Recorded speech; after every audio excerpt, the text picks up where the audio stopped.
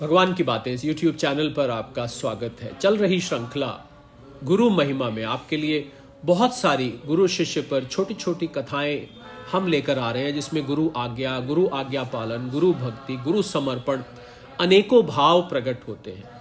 आइए इसी श्रृंखला में आज दो छोटी छोटी कहानियां, बहुत ही छोटी छोटी घटनाएं कह लीजिए, कहानी कह लीजिए, आपके लिए लेकर आए हैं। पर उससे पहले गुरु की स्तुति करते हैं।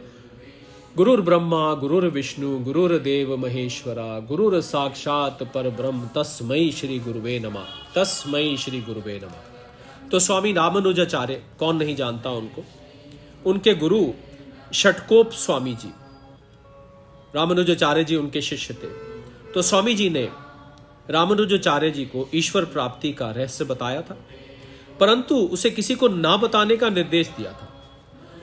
किंतु रामानुज जी ने अपने गुरु की इस आज्ञा को नहीं माना। उन्होंने ईश्वर प्राप्ति का जो मार्ग बताया था, उस पूर्ण ज्ञान को उन्होंने लोगों को देना प्रारंभ कर दिया। ये ज्ञात होने पर षटकोप स्वामी जी बहुत क्रोधित हो गए। रामानुज जी को बुलाकर कहने लगे, मेरी आज्ञा का उल्लंघन कर तू साधना का रहस्य प्रकट कर रहा है। ये अधर्म है, पाप है। इसका परिणाम क्या होगा, क्या तुझे ज्ञात है? स्वामी रामानुजाचार्य ने बड़ी विनम्रता से कहा, हे गुरुदेव, गुरु की आज्ञा का उल्लंघन करने से शिष्य को नरक में जाना पड़ता है। मैं इस बात को जानता हूं। षटकोप स्वामी जी ने पूछा, ये जानते हुए भी तुमने जानबूझकर ऐसा फिर क्यों किया? इस पर स्वामी रामानुजाचार्य कहने लगे कि वृक्ष अपना सब कुछ लोगों को देता है, क्या उसे कभी इसका पश्चाताप प्रतीत होता है? मैंने जो कुछ किया उसके पीछे लोगों का कल्याण हो, लोगों को भी ईश्वर प्राप्ति का आनंद प्राप्त हो, केवल यही लक्ष्य था। इसके लिए यदि मुझे नरक में भी जाना पड़े तो मुझे इसका जरा सा भी दुख नहीं होगा। रामानुज जी की समाज को ईश्वर की प्राप्ति की साधना बताने की लालसा को देखकर स्वामी जी प्रसन्न हो गए। उन्होंने रामानुजाचार्य जी को अपने निकट बुलाया, उनको उत्तम से उत्तम आशीर्वाद दिए तथा उनको समाज में सत्य के ज्ञान का प्रचार करने हेतु बड़े प्रेम से फिर भेजा। तो एक तरह से उनके गुरु षटकोप स्वामी जी स्वामी रामानुजाचार्य की परीक्षा ले रहे थे कि देखें ये मेरी दी हुई विद्या का कैसे उपयोग करता है। मैंने तो नहीं बताने को कहा है, देखें ये क्या करता है। तो इस परीक्षा में स्वामी रामानुजाचार्य खरे उतरे।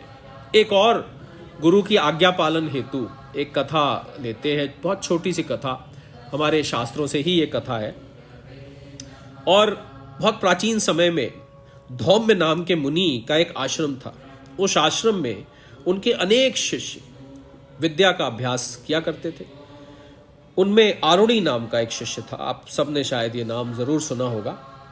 तो एक समय बहुत धुआंधार वर्षा होने लगी, जिसको इंग्लिश में कैट्स एंड डॉग्स कहते हैं। समीप में नाले का पानी खेत में ना जाए, इस हेतु प्रतिबंध लगाने के लिए वहां एक बांध बनाया गया। उस बांध में दरारें पड़ने लगी। तब गुरुदेव ने कुछ शिष्यों से कहा, पानी को खेत में आने से किसी भी तरह रोको।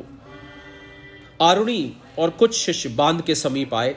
बांध में आई दरारों को भरने के लिए सबने प्रयास किया, परंतु पानी का वेग इतना तेज था कि सारा का सारा उनका प्रयास निष्फल हो गया।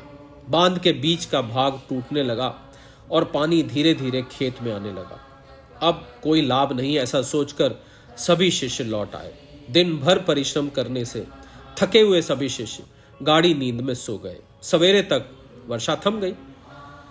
तब सबके ध्यान में आया कि आरुणि का कोई पता नहीं, वो तो हमारे साथ लौटा नहीं।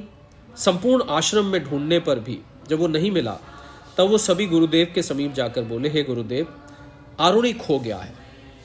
श्री गुरु बोले, हम खेत में जाकर देखेंगे। सब शिष्य एवं ऋषि धौम्य खेत में गए और उन्होंने देखा कि टूटे हुए बांध के बीच में पानी को रोकने हेतु स्वयं आरुणि ही वहां आड़ा होकर सोया हुआ है। जिस जगह से पानी आ रहा था उस जगह में वो खुद लेट गया, उस जगह को रोकने के लिए। ये देखकर सबको आश्चर्य हुआ। रात भर पानी में भोजन नींद के बिना ऐसे करते देख आरुणि के प्रति सभी के मन में प्रेम भाव उभर आया। वर्षा रुक जाने के कारण पानी का बहाव तो पूर्व की अपेक्षा घट गया था, परंतु आरुणि को वहां पर नींद लग गई थी। सभी वहां गए और उसे जगाया।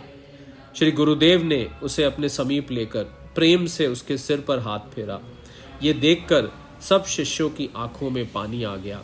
तो इसे कहते हैं आज्ञा पालन, कि अपने शरीर को भी दाव लगाकर, क्योंकि वहाँ पर लेटना उस समय ठंड का टाइम था, वर्षा हो रही थी और पानी आरुणी को भी बहा कर ले जा सकता था। अगर बांध टूट जाता तो आरुणी भी साथ में बह जाता, उसकी जान पर भी खतरा बन सकता था, उसकी सेहत खराब हो सकती थी। पर उसने ना भूख की चिंता करी, ना अपनी नींद की चिंता करी, ना इतनी ठंड की चिंता करी। वहाँ पर स्वयं, क्योंकि गुरुदेव ने आज्ञा दी थी कि किसी भी तरह यहाँ पर खेत में पानी नहीं आना चाहिए, और जब सारे प्रयास विफल हो गए तो वो स्वयं वहाँ पर जाके लेट गया।